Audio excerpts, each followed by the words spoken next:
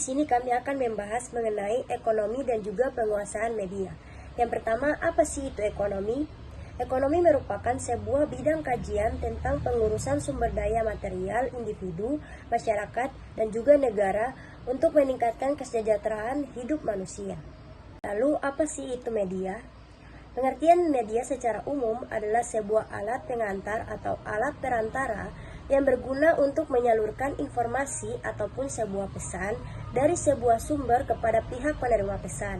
Ekonomi dan penguasaan media memiliki keterkaitan, di mana penguasaan media memiliki dampak yang sangat besar terhadap ekonomi, karena media dapat mempengaruhi opini publik yang pada gilirannya bisa mempengaruhi keputusan konsumen dan juga investor.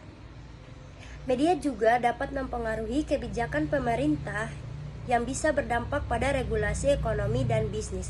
Sebaliknya pun, kontrol ekonomi yang kuat dapat mempengaruhi jenis informasi yang disajikan oleh media. Pembahasan pertama di sini ada basis struktur media dan tingkat analisis. Basis struktur media merujuk pada dasar yang membentuk kerangka kerja atau fondasi dari sebuah sistem media. Dia mencakup komponen-komponen inti yang membentuk struktur operasional, finansial, dan organisasional dari entitas media. Di sini ada beberapa jenis basis struktur media. Yang pertama yaitu kepemilikan publik, di mana media itu dimiliki atau dikendalikan oleh pemerintah atau lembaga publik. Mereka dapat berupa stasiun TV publik, radio nasional, dan juga publikasi lain yang didanai oleh pemerintah. Yang kedua ada kepemilikan swasta, di mana media itu dimiliki oleh individu, perusahaan, atau kelompok swasta. Dia dapat mencakup stasiun TV swasta, perusahaan penerbitan, dan juga saluran radio milik swasta. Yang ketiga yaitu kepemilikan campuran. Ini adalah kondisi di mana media dimiliki oleh gabungan pemerintah dan juga entitas swasta.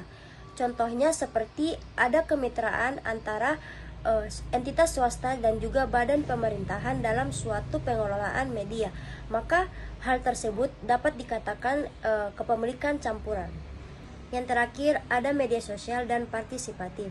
Dia terdiri dari platform media sosial di mana pengguna secara aktif berpartisipasi dalam pembuatan dan juga berbagi konten.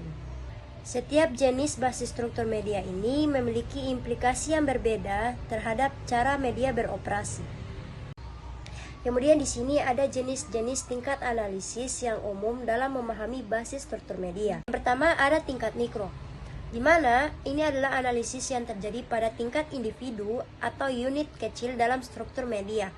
Dia dapat mencakup pemahaman tentang bagaimana satu media tertentu diatur, dikelola, dan berinteraksi dengan audiensnya. Yang kedua yaitu tingkat meso. Ini adalah analisis yang terjadi pada tingkat organisasional atau kelompok dalam struktur media. Dia berfokus pada hubungan antara berbagai entitas media di dalam satu industri atau sektor tertentu. Yang terakhir ada tingkat makro.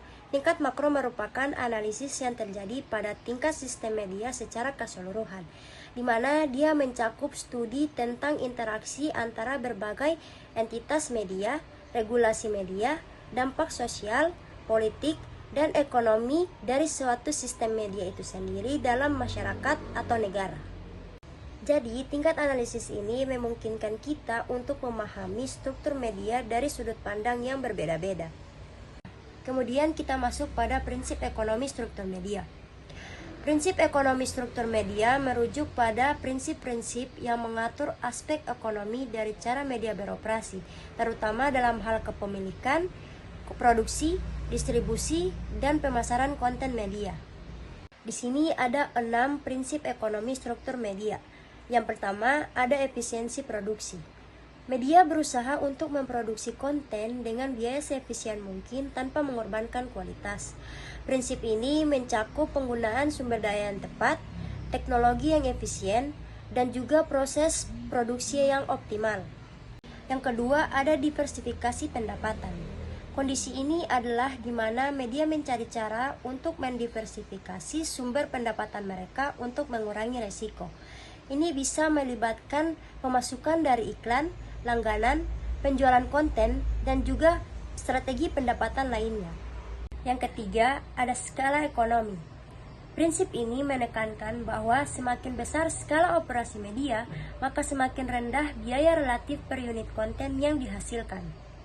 Yang keempat, inovasi dan adaptasi teknologi. Media perlu terus berinovasi dan mengadaptasi teknologi terkini untuk tetap relevan dan efisien. Karena perubahan teknologi sering mempengaruhi cara media memproduksi, mendistribusikan, dan juga mengonsumsi konten. Yang kelima, keberlanjutan finansial. Prinsip ini mengacu pada kemampuan media untuk bertahan secara finansial dalam jangka waktu yang panjang. Hal ini mencakup perencanaan keuangan yang bijaksana, menghadapi perubahan pasar, dan mempertimbangkan perkembangan ekonomi jangka panjang. Yang terakhir, regulasi dan kebijakan. Regulasi yang cerdas dan kebijakan yang mendukung lingkungan bisnis yang sehat dan adil memainkan peran penting dalam struktur ekonomi media. Regulasi yang baik dapat membantu mendorong persaingan sehat dan melindungi kepentingan konsumen. Prinsip-prinsip ini membantu mengatur cara media mengelola aspek ekonomi mereka, mempengaruhi strategi bisnis dan pengambilan keputusan. Pengelolaan media massa merupakan merujuk pada proses perencanaan, pengorganisasian, pengendalian, dan pengarah dalam menjalankan dan mengelola media massa seperti surat kabar, televisi, radio, dan platform online untuk menyajikan informasi kepada khalayak. Tujuan dan bentuk pengelolaan beragam bentuk pengelolaan yang berlaku pada media mencerminkan keragaman tujuan dari kontrol untuk aktor yang berbeda tercakup di dalamnya, yaitu perlindungan kepentingan negara dan tatanan publik yang esensial termasuk perlindungan dari bahaya publik. Oke, perlindungan kepentingan negara dan tatanan publik yang esensial melibatkan serangkaian upaya untuk menjaga keamanan, stabilitas, dan kesejahteraan masyarakat serta melindungi mereka dari berbagai bahaya. Peran utama dari pemerintah adalah memastikan bahwa tatanan publik dijaga dengan baik, sehingga berbagai kepentingan negara dapat terlindungi dengan efektif. Salah satu aspek penting dari perlindungan kepentingan negara adalah keamanan nasional yang mencakup pertahanan dari ancaman luar seperti agresi militer, serangan teroris, atau spionasi. Pemerintah harus berperan aktif dalam membangun kekuatan militer yang cukup untuk melindungi wilayah dan penduduknya, serta dalam membangun hubungan internasional yang baik untuk mencegah konflik dengan negara-negara lain. Selanjutnya, penjagaan hak dan kepentingan individual. Penjaga hak dan kepentingan individual merupakan aspek penting dalam sebuah masyarakat yang adil dan beradab. Hak-hak individu meliputi hak asasi manusia, kebebasan sipil, hak ekonomi, sosial, dan budaya, serta hak-hak lain yang memastikan bahwa setiap individu memiliki perlindungan dan kesempatan yang adil dalam kehidupannya.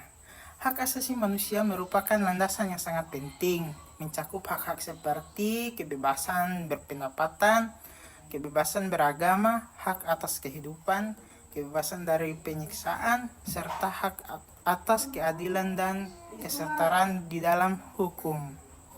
Pemerintah untuk memastikan bahwa setiap individu memiliki hak-hak ini dan untuk menegakkan hukuman jika hak-hak tersebut dilanggar. Kebebasan sipil termasuk dalam penjagaan hak individu yang mencakup kebebasan berekspresi, kebebasan berkumpul, dan hak atas privasi. Dalam masyarakat yang demokratis, setiap individu memiliki hak untuk menyampaikan pendapatnya secara bebas tanpa takut akan represi serta terkumpul dan menyampaikan ide-ide secara damai. Oke, selanjutnya memenuhi kebutuhan industri media untuk kelingkungan kerja yang stabil dan mendukung. Memenuhi kebutuhan industri media untuk lingkungan kerja yang stabil dan mendukung sangat penting untuk menciptakan kondisi di mana para profesional media dapat bekerja secara produktif dan berkualitas. Karena industri media seringkali beroperasi dalam tekanan yang tinggi dan memerlukan kreativitas serta kepekaan terhadap perubahan yang terjadi dengan cepat. Lingkungan kerja yang stabil dan mendukung akan memberikan dampak positif dalam kinerja dan hasil pemberitaan. Pertama-tama, menciptakan lingkungan kerja yang stabil berarti memberikan kepastian kerja dan jaminan perlindungan bagi para profesional media. Hal ini mencakup keamanan pekerjaan, jaminan hak-hak pekerja, dan lingkungan kerja yang bebas dari diskriminasi dan pelecehan. Dengan demikian, para profesional media dapat fokus pada tugas-tugas mereka tanpa harus khawatir tentang ketidakpastian dalam pekerjaan mereka. Yang selanjutnya, promosi kebebasan dan nilai-nilai komunikasi serta budaya lainnya. Promosi kebebasan mencakup berbagai usaha untuk mendukung hak individu untuk menyuarakan pendapat, mengemukakan ide, dan berpartisipasi dalam proses komunikasi tanpa takut represi atau pembatasan. Hal ini melibatkan perlindungan hak asasi manusia, kebebasan pers, dan kebebasan berekspresi. Nilai-nilai komunikasi mencakup prinsip-prinsip seperti penghormatan, kejujuran, tanggung jawab, dan saling pemahaman. Penghormatan terhadap sudut pandang orang lain dan kemampuan mendengar dengan amati merupakan aspek penting dalam menciptakan komunikasi yang sehat dan konstruktif. Kejujuran adalah dasar kepercayaan dalam interaksi manusia, sedangkan tanggung jawab dalam komunikasi mencakup pengakuan terhadap konsekuensi dari kata-kata dan tindakan kita. Selanjutnya, mendorong munculnya inovasi teknologi dan perusahaan ekonomi. Mendorong munculnya inovasi teknologi dan perusahaan ekonomi melibatkan sejumlah faktor yang dapat memacau perkembangan dan kemajuan dalam sektor tersebut. Beberapa aspek kunci termaksud: yang pertama, investasi dalam R&D, penelitian dan pengembangan. Penandaan yang signifikan dalam kegiatan penelitian dan pengembangan dapat merangsang penciptaan teknologi baru dan sosialisasi inovatif. Perusahaan dan pemerintah yang berinvestasi secara strategis dalam R&D dapat menciptakan lingkungan yang mendukung inovasi. Selanjutnya, pengaturan standar teknis dan infrastruktur. Pengaturan standar teknis dan infrastruktur melibatkan pembuatan dan penegakan aturan yang mengarah pada konsisten, interoperabilitas, dan keamanan dalam berbagai aspek teknologi dan sistem. Beberapa poin penting dalam konteks ini mencakup: yang pertama, standarisasi teknis. Pembuatan standar teknis membantu memastikan bahwa produk dan teknologi mencakup yang berbeda dapat berfungsi bersama secara efisien. Yang kedua, interoperabilitas. Standar teknis mendukung interoperabilitas, yaitu kemampuan berbagai sistem atau produk untuk bekerja bersama. Ini menjadi kritis dalam lingkungan di mana berbagai perangkat dan teknologi perlu berkomunikasi dan berkolaborasi tanpa hambatan. Selanjutnya, pemenuhan tanggung jawab internasional termaksud kepatuhan terhadap hak asasi manusia. Pemenuhan tanggung jawab internasional terutama dalam konteks hak asasi manusia mencakup kewajiban negara dan pihak terkait menghormati, melindungi, dan memenuhi hak-hak dasar setiap individu.